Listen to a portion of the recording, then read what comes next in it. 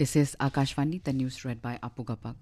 In Jharkhand, elaborate arrangements have been made for the first phase of assembly elections. 43 constituencies will go to polls in this phase tomorrow.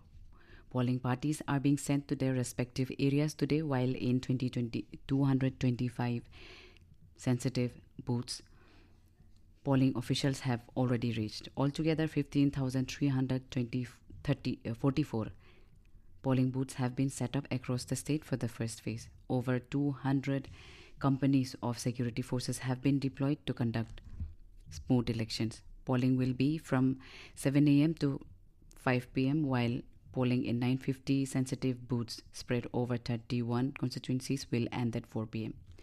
Over 1 crore 37 lakh voters will decide political fortune of 683 candidates, including 73 women. Second phase of polling will be held on the 20th of this month in 38 constituencies. Counting of votes will be taken up on the 23rd of November. Jharkhand Chief Electoral Officer K. Ravi Kumar said illegal materials and cash worth over 179 crore rupees have been seized from different parts of the state since the announcement of the assembly elections. Meanwhile, leaders of both NDA and India Bloc are paying attention in those areas where the second phase of election is being held.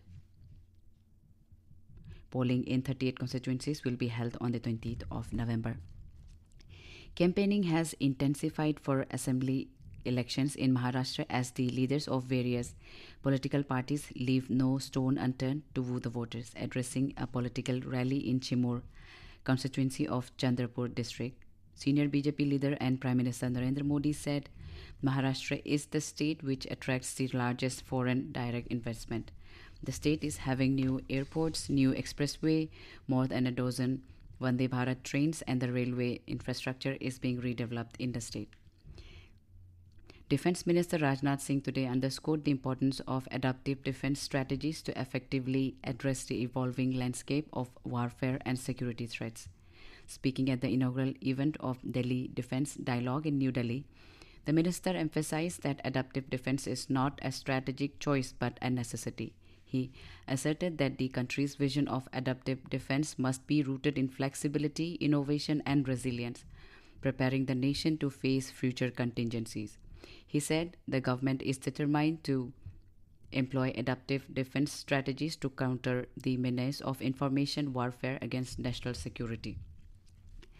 President Draupadi Murmu will undertake a 3-day visit to the Union Territory of Dadra and Nagar Haveli and Daman and Diu beginning today.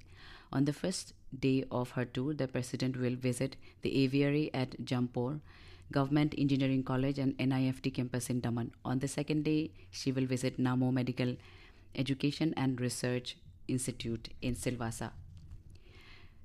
External Affairs Minister Dr. S. Jaishankar has expressed confidence that India and Russia will achieve the trade target of $100 billion well before the deadline of 2030. In his remarks at the 25th session of the India-Russia Intergovernmental Commission on Trade, Economic, Scientific, Technical and Cultural Cooperation in New Delhi today, Dr. Jaishankar said Russia has emerged as a major source of fertilizers for India. He said Russia's supply of crude oil, coal and uranium are indeed important.